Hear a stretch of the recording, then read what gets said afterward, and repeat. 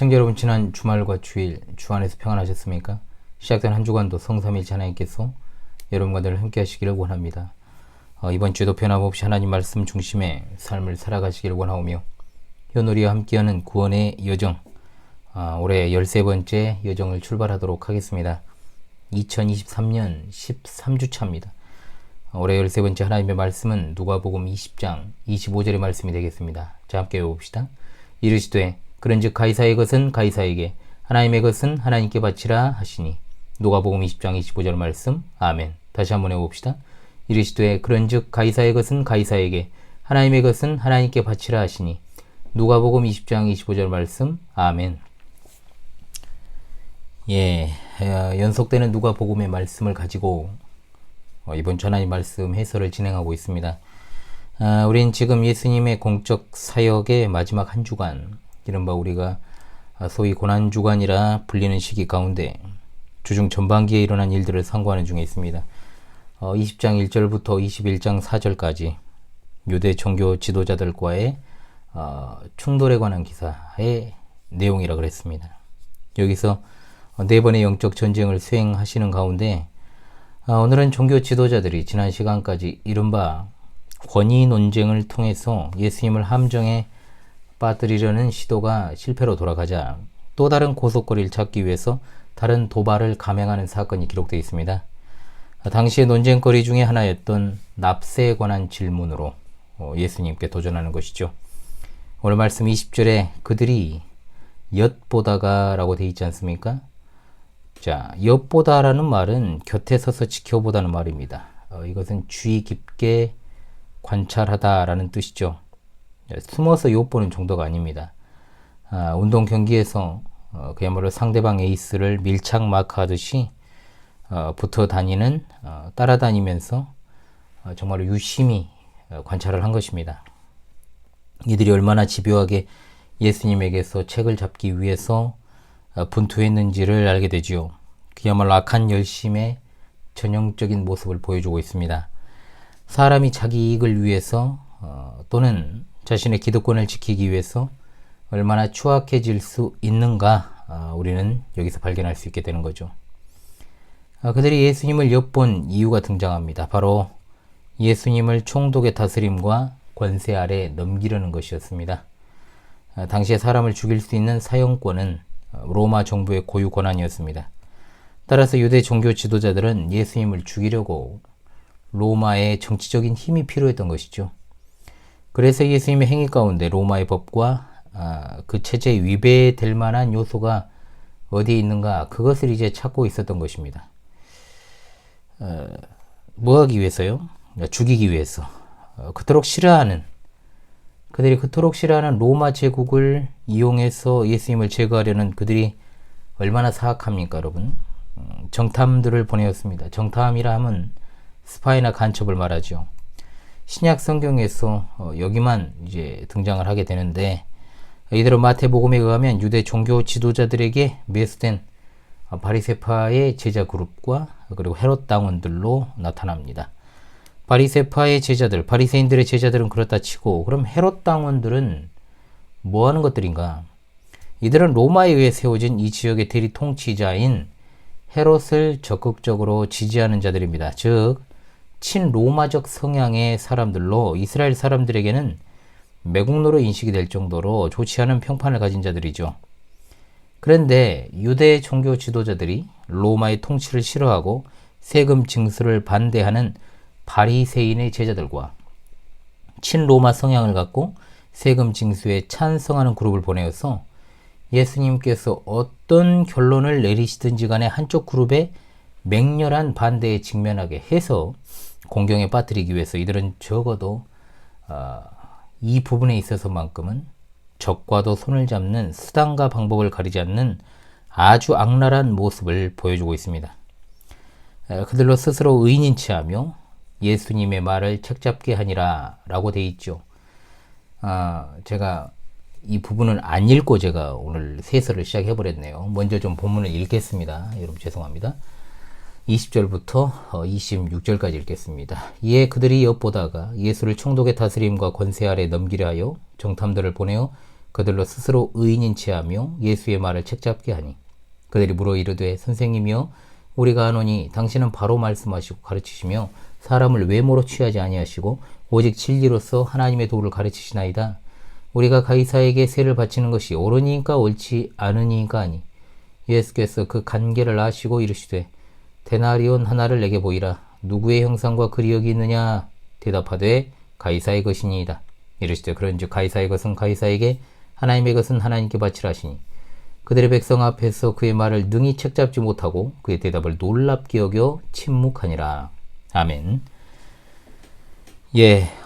그래서 이미 다 알고 있는 것처럼 당시 이스라엘은 로마의 식민 통치가 있었기 때문에 로마의 세금을 내야 했습니다. 그러나 당시 로마 황제의 상이 새겨진 로마의 화폐 데나리온으로 황제에게 세금을 바치는 것은 황제를 숭배하는 것으로 여겨지니 율법을 충실히 준수하고자 했던 유대인들에게는 이와 같은 일이 거부되었던 거죠. 이를 로마 당국이 그냥 보아 넘길 리가 없습니다. 그래서 엄격하게 처벌을 했습니다. 당연한 것입니다. 따라서 로마에 대한 세금 납부 문제는 당시 유대 사회에 있어서 참으로 뜨거운 현안이었고 어떠한 태도도 섣불리 취할 수 없는 아주 민감한 문제였다는 거죠. 가령 세금을 내라고 하면 반민족주의자, 반율법주의자, 매국노로 간주가 되고 만약 세금을 내지 말라고 한다면 반국가적 범죄자가 되어버리는 겁니다. 어떻게 해서든 예수님을 끌어내리기 위해서 이들은 스스로 의인인 체하면서 또 예수님을 향해서 이빠른 소리를 하고 있죠. 그들은 진심으로 한 말이 아닙니다. 자신들을 꾸미기 위해 한 말이지만 사실 예수님을 향해서 그들이 평가하고 있는 그 말들은 다 맞는 말입니다. 마치 자신들이 예수님을 인정하고 예수님을 따르는 사람들인 것 마냥 이야기를 하죠. 웃기는 것은 예수님은 사람을 외모로 취하지 아니하시는 분이라 인정하면서 자기들은 양의 탈을 쓴 이리처럼 자신들을 외적으로 가장하여서 예수님께 나아가고 있다는 겁니다. 그러나 예수님이 누구십니까? 하나님이십니다. 그들의 간악한 관계를 모르실 리가 없습니다. 그들이 이처럼 예수님을 띄워주는 척 발언을 하는 것은 그들의 위선적인 전술 중에 하나입니다. 상대방을 높이 올린 뒤에 어려운 질문을 해가지고 추락을 시키는 거죠. 하나의 수사법입니다. 세 가지로 칭찬을 하죠. 첫 번째, 예수님은 참되시다. 두 번째, 하나님의 도를 가르치신 분이다. 자, 마태복음에 의하면 어떤 사람에게도 흔들림이 없다. 이런 말도 해요. 어찌 되었든 간에 그들은 예수님을 올가매기 위해서 올무를 치고 있습니다. 어떤 올무를 칩니까? 가이사에게 세를 바치는 것이 옳으니까? 옳지 않으니까? 이와 같은 질문을 통해서 올무를 치고 있습니다. 자, 우리는 이 본문을 단순하게 생각해서는 안 됩니다. 율법주의자 그룹들이 질문을 했을 때 단순히 세금을 납부하느냐 납부하지 않느냐의 문제로 예수님을 걸고 넘어지는 것이 아니라는 겁니다. 왜냐하면 그들이 로마에 내는 세금, 이 세금은 인두세를 필두로 하는 각종 간접세를 가리킵니다.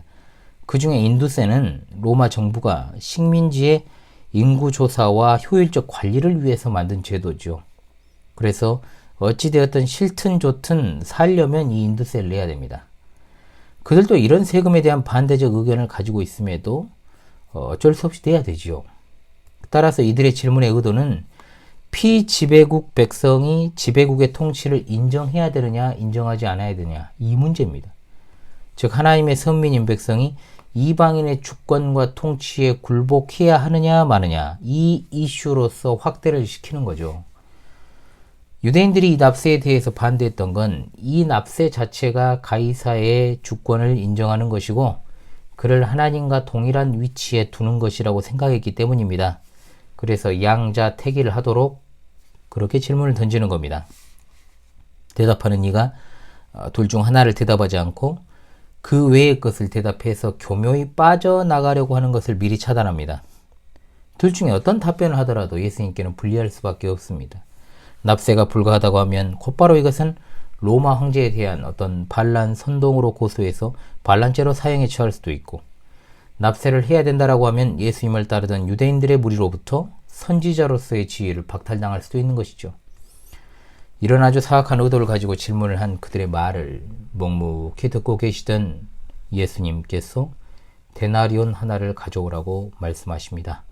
자, 데나리온은 신약 성경에 가장 많이 나오는 화폐죠, 여러분. 로마 화폐 단위. 헬라 화폐인 문화의 100분의 1이 바로 데나리온입니다. 유대 화폐인 세겔의 4분의 1이 또한 데나리온입니다. 자, 헬라 화폐인 이제 달란트의 6천분의 1의 가치에 해당하는 노동자 하루 품삯에 해당하는 것이 1데나리온입니다. 당시 로마에서 부과하던 인두세가 백성 한 사람당 한 데나리온이기 때문에 특별히 데나리온을 가져오라고 명하셨다라고 볼 수 있는 거죠. 그리고 말씀하십니다. 누구의 형상과 글이 여기 있느냐? 이 화폐의 앞면에는 당시 로마 황제 카이사르의 형상과 더불어서 존엄한 아우구스투스의 아들인 티베리우스 케사르라는 글이 있었습니다. 그리고 뒷면에는 종려 가지를 쥐고 앉아있는 평화의 여신이자 황제의 어머니였던 리비아의 형상, 그리고 최고의 제사장이라는 폰티펙스 막시무스라는 글이 있습니다. 즉 로마 황제는 화폐에다가 자신의 형상을 새김으로써 자신을 신격화하고 자신의 통치를 드러내고자 했던 것이죠.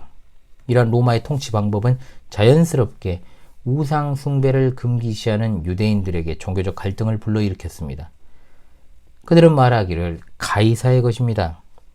자기들 입으로 그 동전의 소유권이 가이사, 즉 로마 황제에게 있다는 것을 예수님께 인정하고 있는 겁니다. 또 예수님이 황제의 화상이 새겨진 동전을 가지고 오라 했을 때 오래 걸리지도 않습니다.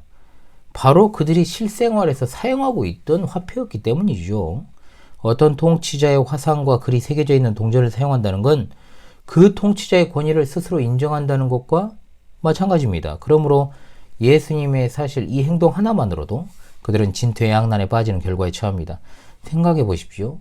유대인인 그들이 로마의 지배를 싫어하고 또 납세하는 문제에 대해서 거부하는 마음을 가지고 있으면서도 그들의 입술로 동전의 소유권이 가이사에게 있다는 것을 인정하면서 동시에 실생활에서 사용한다는 것은 그 동전에 대한 세금을 그들에게서 걷어들일 권리도 있다라는 것을 인정하는 명백한 증거가 되는 것이죠.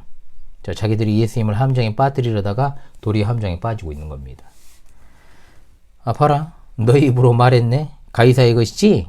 그럼 어떻게 해야 하느냐? 가이사의 것이니까 가이사에게 주고 하나님의 소유는 하나님께 바치라 말씀하십니다. 이것이 논쟁할 문제거리냐 이것들아 이 말이에요. 자신들은 이미 그 동전을 소유하고 있고 또 그 동전을 소유하고 있다는 것은 그 동전을 주조한 나라의 일원이라는 의미이기 때문에 그 동전을 소유한 자들은 가이사의 권위를 인정하고 황제가 베푼 혜택, 가령 로마의 평화, 효율적인 도로체계, 우리가 지금 신구약 중간기 역사에서 공부를 했지요. 또 치안 유지 등등에 대한 대가를 치르는 것입니다. 만일 그들이 가이사에게 지불해야 될 세금 납부를 거부하면 얻는 것보다 잃는 것이 훨씬 더 많을 것입니다. 자, 그러므로 황제에게 황제가 주조한 동전으로 세금을 낸다는 것이 그 동전에 새겨진 황제가 신성하다라는 주장에 동조하는 의미로 받아들일 필요는 없다는 겁니다. 가이사는 자신의 제국 백성들에게 세금을 요구할 권리는 있어도 그들의 영혼에 대한 소유권마저 주장할 수는 없는 것이죠. 유대인들은 하나님의 것을 하나님께 바쳐야 될 의무가 있었습니다. 비록 그들이 로마의 지배 아래 있었지만 로마에 대한 의무와 하나님을 향한 의무라는 이중적인 현실을 수용할 수밖에 없습니다. 예수님은 이 둘이 충돌하는 것으로 설명하지 않습니다. 우선순위의 문제인 것이요, 정치와 종교는 분리되어야 된다는 것을 명백하게 보여주십니다.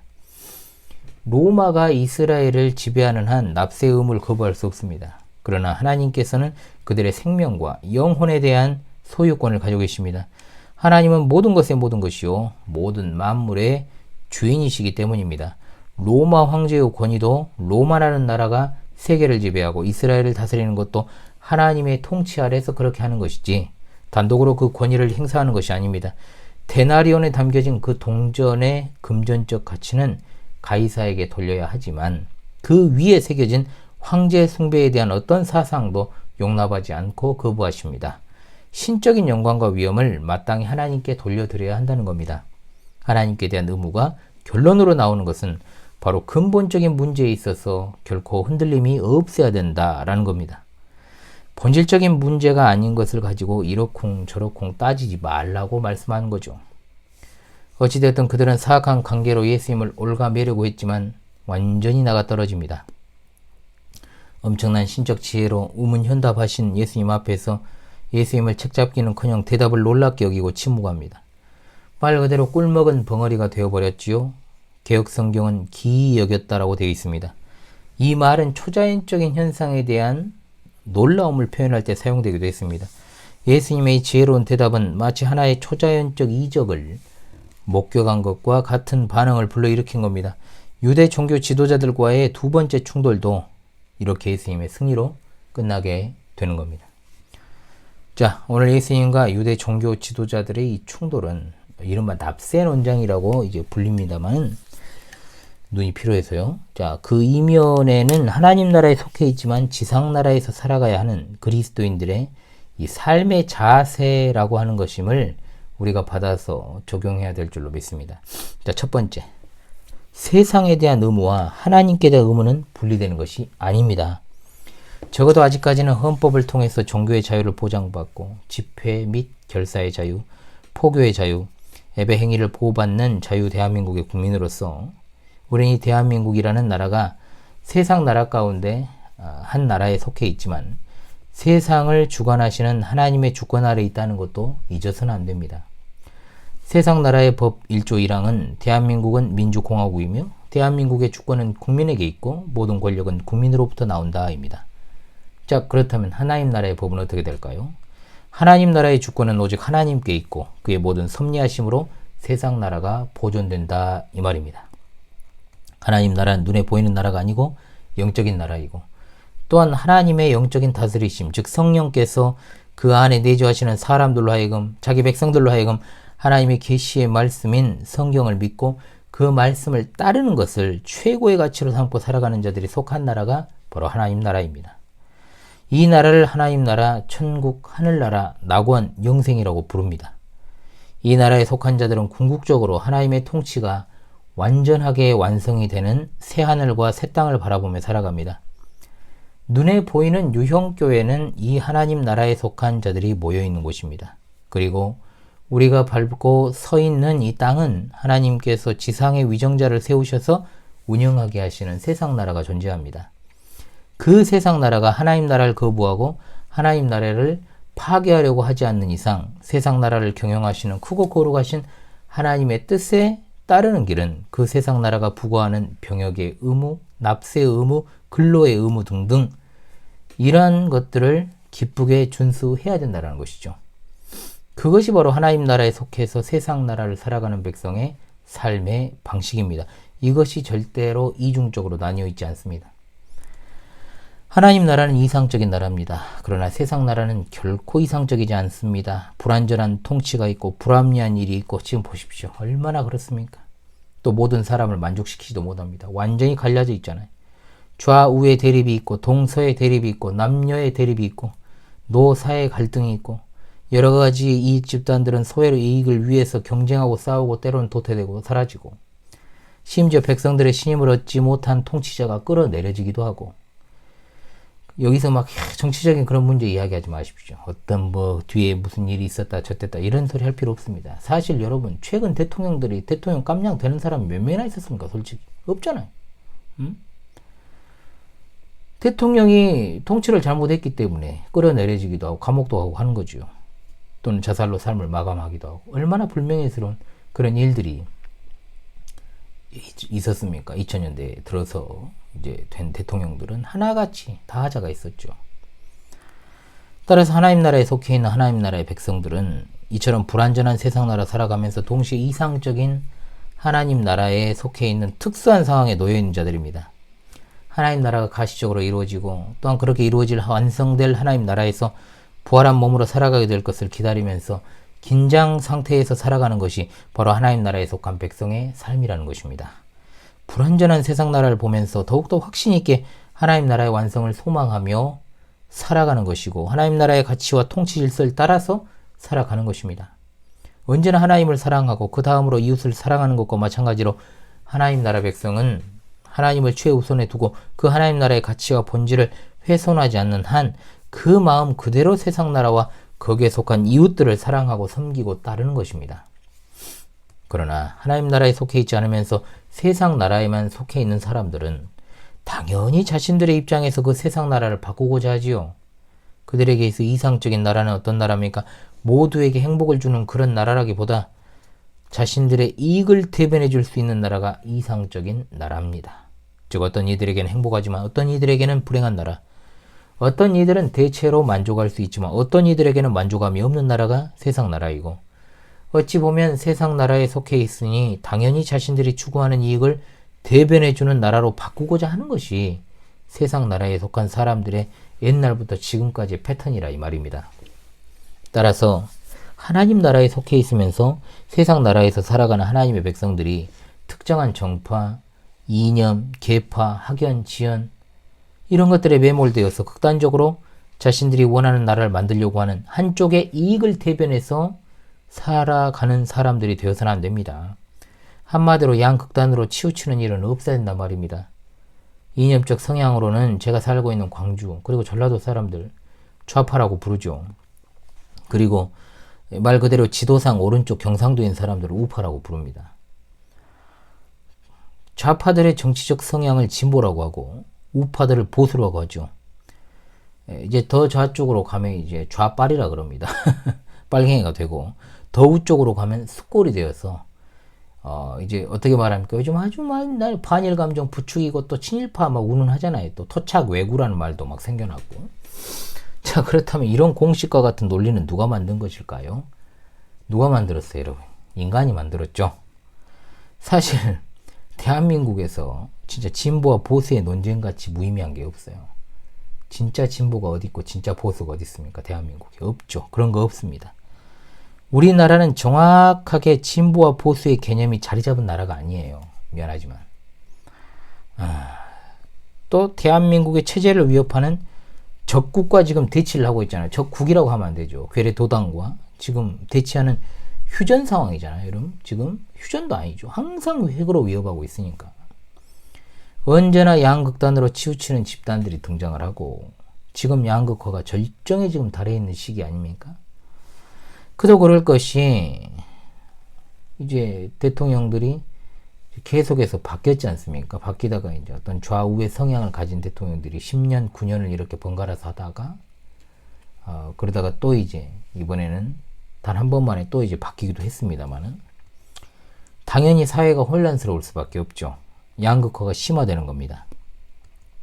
예나 지금이나 양체제의 중간인 소위 말해서 중도파라고 하는 것이 존재하기 어려운 나라가 바로 대한민국입니다. 그렇게 이야기했던 사람들은 항상 선거철만 되면은 기어 나와가지고 어느 한쪽에 줄을 대고, 그렇죠? 여러분 누가 떠올릴 겁니다. 그런 식으로 항상 정치적인 생명을 갖다 이어나가면서 그것이 새정치라고 이야기를 하죠. 웃기는 소리죠.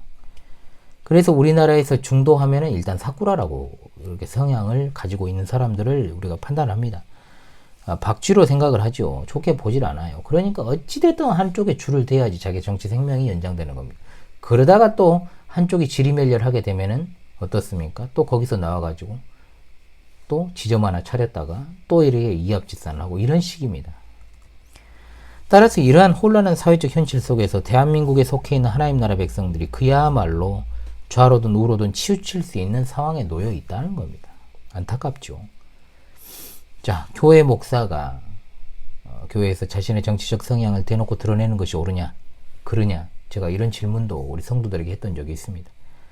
물론 목사는 성도들로 하여금 하나님 나라에 속한 백성으로서의 그 책무에 따라서 위정자를 뽑는 것에 대한 지침을 전해줄 수는 있습니다. 적어도 어떤 특정 정파가 하나님 나라의 질서, 즉 성경의 가르침을 파괴하는 등의 공약을 내세우거나 또는 실제로 그런 법안들을 국회에서 상정하는 일들을 지속적으로 해왔다면 그들을 지지하지 않는 것이 원리적으로는 맞죠. 분명하죠. 그러나 그럼에도 불구하고 어떤 특정 정당과 후보자를 대놓고 지지하라고 설교를 하거나 또는 가령 그들이 기독교의 이익을 마치 대변해 줄 것처럼 이야기를 한다면 더 심하게는 특정 후보자를 하나님의 종이라고 부르고 또 반대 세력에 있는 자를 사탄의 종으로 만드는 건 다른 문제라는 거죠. 그건 이제 정치 브로커죠. 목사가 아니라.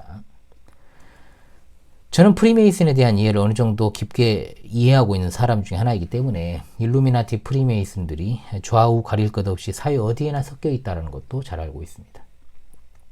우리는 하나님 나라 원리, 성경의 원리를 가장 최우선의 가치로 사고해야 되고 판단을 내려야 되는 것이죠. 그럼에도 불구하고 그 원리보다 도덕적 우월성의 기준으로 판단을 정한다거나 또는 심사숙고하지 않고 묻지마 몇 번, 나는 어느 지역에 사는 사람이기 때문에, 나는 어떤 정당의 성향이 있는 지역에 있기 때문에 라는 식의 투표를 한다거나, 또는 누가 이 사람 찍으라 한다고 똑같이 찍거나, 또는 아예 무관심으로 일관하거나, 자, 그것은 결코 하나님 나라 백성의 올바른 태도라고 볼 수 없는 것이죠. 자신의 선택에 대한 책임은 자기가 지는 겁니다. 자기가 지는 거죠.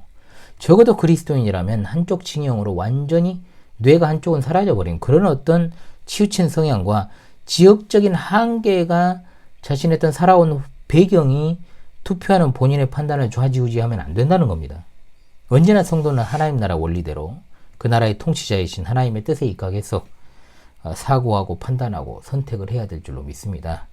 그 어떤 다른 것이 그 원리보다 앞서서는 안 된다는 거예요. 감정적으로 접근할 문제가 아니고 도덕적 잣대로 접근할 문제도 아닙니다.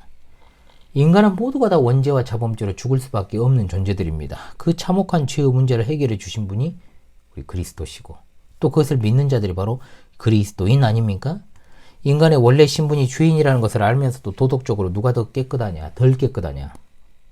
교회에서는 무조건 성경의 원리인데 이상하게 정치 문제가만 끼어들면 내로남불이 돼요. 갑자기 도덕적 잣대를 댑니다. 그러면서 누가 더 더러운 놈들이냐, 이걸 저울질한다는 거죠. 그것 아닙니다, 여러분. 우린 성경을 통해서 인간의 원래 실상을 아는 사람들이에요. 인간이 뭡니까, 여러분? 죄인입니다, 죄인. 오직 하나님의 뜻에 따른 결정을 내리세요. 그것이 바로 하나님 나라와 세상 나라를 이중적으로 구분하지 않는 하나님의 백성의 태도인 줄로 믿습니다. 교회 직분자도 마찬가지입니다. 교회의 직분자는 봉사를 많이 하는 사람을 뽑는 게 아니고 성령과 지혜가 충만한 사람을 뽑는 것이 성경의 원리 아닙니까? 위정자나 통치자도 그 직무를 잘 수행할 수 있는 지혜롭고 유능한 사람을 뽑아야 되는 것이지, 누가 더 착하고 누가 더 덜 착하냐가 기준이 되어서는 안 돼요. 우리는 지금 도덕 선생을 뽑는 것이 아니라 이 나라를 경영할 유능한 일꾼을 뽑아야 되기 때문이죠. 만일 같은 능력치에 있는 사람이라고 한다면 당연히 더 도덕적인 인물을 뽑는 것이 상식일 것입니다. 그러나 진영 논리에 한번 빠져 있으면 객관적인 판단을 상실할 수밖에 없습니다. 그러므로 우리 하나님 나라 성도들은 제발 절대적으로 어떤 인간이 만들어 놓은 어떤 바리케이트 안에서 진영 논리에 빠져서 선택하는 일들이 없어야 될 것입니다. 자, 그렇다면 하나님 나라 원리대로, 성경의 원리대로 살아가는 하나님 나라 백성들이 그 원리로 행하고자 할 때 주의해야 될 것이 무엇일까요? 자신의 정당성을 주장하기 위해서 하나님의 말씀을 이용하면 안 된다는 겁니다. 주의해야 됩니다. 가령 지난 정권이 무너질 때 어떤 일이 있었습니까? 다수 국민들의 어떤 촛불을 들었던 사건들이 있었습니다. 그것이 하나님이 주신 질서에 순종하지 않는 것이라고 판단을 내렸던, 또 그 반대편에 있었던 일부 목사들, 마치 특정 정당과 특정 후보를 지지하면 그것이 하나님 나라를 대변하고 기독교를 지키는 것처럼 성경 구절을 인용하고 적용하는 일들이 있었어요, 실제로. 우리는 해석이 정확할 수 없는, 그리고 시대와 상황에 따라 하나님의 뜻이 이렇다 저렇다 정확하게 분별하기 어려운 그런 본문에 대해서 자의적인 판단을 내서는 안 됩니다. 제가 이 부분도 했었죠. 로마서 12장 21절 악에게 지지 말고 선으로 악을 이기라, 이 말씀을 자신들에게 적용을 해서 또 국민들이 다수가 들었던 촛불에 선을 부여하고 그 반대편인 자들 악으로 규정한다, 또는 그 반대가 된다거나, 이것도 명백히 잘못된 갖다 붙이기 성경 해석 아니겠습니까? 예수님 당시 유대 종교자 지도자들이 범했던 오류도 이것과 같은 거예요. 사실 그들은 로마 당국에 세금 내기 싫고 또 자신들의 재산도 지키고 싶은데 그것을 드러내면 탐욕스러워 보일까봐 하나님의 뜻을 들어서 자기 합리화를 시도한 것입니다. 우리가 하나님 나라에 속해서 하나님 나라 원리대로 살아간다고 할 때 정확하고 바른 성경 해석과 그 적용에 따라서 하나님의 말씀을 믿고 따라야지, 그렇지 않고 우리가 알게 모르게 세상 나라의 한 체제의 이념에 함몰돼가지고 하나님의 말씀을 이용한다면 다름 아니라 우리가 성경을 왜곡시키는 자들이 될 수 있다는 것도 잊지 말아야 됩니다. 시청자 성도들이시오, 우리는 하나님 나라에 속해서 세상 나라를 살아가는 긴장과 대치의 국면 속에 살아가고 있습니다. 성도는 궁극적으로 흔들림이 없이 하나님께만 충성과 절개를 지켜야 되지만 세상 나라 또한 하나님께서 세우시고 경영하시는 나라이기 때문에 지상의 땅을 밟고 서 있는 우리들은 세상 나라의 법을 준수하고 의무를 수행하는 것 또한 신실하게 감당해야만 하는 겁니다. 단지 하나님 나라의 원리와 통치 질서인 성경을 파괴하려고 하는 행위에 대해서는 우리가 절대로 복종할 수 없지요. 또한 우리는 그리스도인인 내가 속해 있고 내가 지지한다라고 해서 그것이 선이라고 생각하는 오리를 범해서도 안 됩니다. 그런 생각하지 마십시오, 여러분. 절대로. 저는 정말로 간곡히 권면을 드리고 싶어요. 치우치지 마십시오. 진짜로. 균형이 정말 중요합니다. 우리가 좌파입니까? 우파입니까? 보수입니까? 진보입니까? 우리가 좌빨입니까? 친일파입니까? 우리는 하나님 편에 속해 있잖아요. 양들이잖아요. 우리 하나님 편에 속한. 혹자는 우파가 어떤 기독교적인 모든 것들을 대변해 왔다라는 논리로 이렇게 해석해 나가지만 그것도 여러분 그렇게 이야기해서도 안 되는 겁니다. 분명한 사실입니다. 대한민국이란 나라의 실상을 모르기 때문에 그런 소리를 하고 있어요. 사실 기득권과 반기득권의 세상인 것이지 어떻게 세상의 보수와 진보로 대한민국을 나눌 수 있겠습니까? 사람들이 어떤 특정한 의식을 가지고 그렇게 한다라기보다는 그렇게 믿고 따르는 것이 자신에게 더욱더 객관성을 부여하는 것이다라고 생각을 하고 그렇게 하는 것뿐 우리가 절대로 균형 감각을 잃어서는 안 되는 것입니다. 자, 여러분, 흔들림 없이 하나님을 섬기라는 말이 좌로나 우로나 치우치지 말라는 뜻입니다. 이걸 함부로 그냥 정치 이념 그걸 가지고 잣대를 들어대서는 안 되겠죠, 여러분. 우리는 여러분 생각해야 됩니다. 하나님의 말씀과 기독교의 근본을 흔드는 근본 교리에 대한 문제, 우리의 정체성을 무너뜨리는 문제들을 제외한 여러 가지 정치, 경제, 사회, 문화 등등의 문제에 있어서 폭넓고 균형 잡힌 시각과 객관성을 가진 시각으로 냉철하게 바라보는 것이 중요합니다. 세상에 속한 것들은 공중의 권세 잡은 자 마귀의 강력한 지배 아래 있습니다. 아무리 그것이 옳아 보이고 그것이 정도를 무조건적으로 따르는 것처럼 보일지라도 그리스도인은 한쪽에 매몰되면 안 됩니다. 교회도 세속화되어 버리고 잡음을 전파하는 이때에 그잖아요. 원래의 소리를 방해하고 있잖아요. 오히려 교회가. 우리가 누구를 믿고 무슨 어떤 단체를 신뢰할 수 있으면 누구를 따를 것입니까? 관심을 그럼 꺼야 됩니까, 목사님? 그 말이 아닙니다. 우리 그리스도인들은 누구보다도 성경적인 원리에 따라서 균형 있게 세상을 봐야 되고 진리의 문제에 있어서는 단호하게 판단하는 거룩성을 갖춰야 될 것입니다. 자, 타락한 인간은 언제나 하나님을 안중에 두지 않기 때문에 당연히 세상 나라에 올인합니다.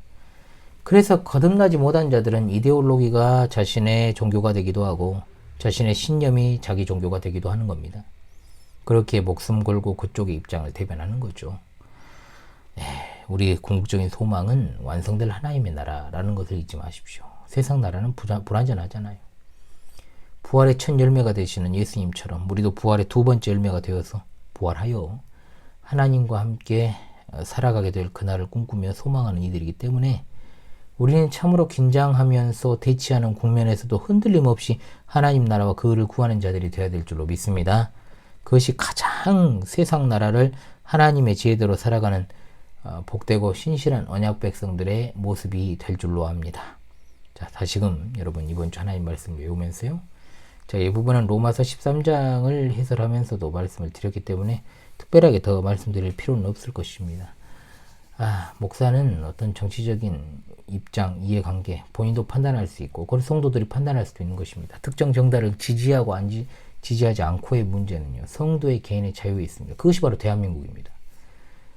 그러나 분명히 올바른 시각을 가질 수 있도록 목사가 정리해주는 그런 역할은 굉장히 필요하죠. 교통정리. 저는 교통정리를 해주는 사람이지. 하나님 나라 원리에 따라서. 그렇지. 어떤 특정한 것에 매몰돼가지고 이것이 옳은 길이니 그쪽으로만 가라. 그렇게 이야기하지 않습니다. 세상에 논리는 반드시 그렇게 대치되는 국면을 만들어가지고 한쪽으로 쏠리도록 만드는 것이기 때문에 절대로 우리가 이리저리 휩쓸리는 일들이 없어야 될 것입니다. 그 말씀을 드리기 위해서 제가 드린 말씀이니 도대체 윤 목사의 정치적 성향은 무엇이냐, 이것을 갖다가 이야기하려고 만약에 그런 것을 알고자 하신다면은 제가 따로 이야기는 해드릴 수 있습니다. 그러나 여러분 분명히 말씀드립니다. 우리는 하나님 나라 백성입니다. 하나님 나라 백성. 이걸 잊지 마십시오. 여러분 우리는 주님 다시 오심을 대망하는 성도들입니다. 우리가 갖춰야 될 것은 신실한 믿음입니다. 다시금 이번 주 하나님의 말씀 외우면서 마무리하지요. 이르시되 그런즉 가이사의 것은 가이사에게 하나님의 것은 하나님께 바치라 하시니 누가복음 20장 25절 말씀. 할렐루야 아멘.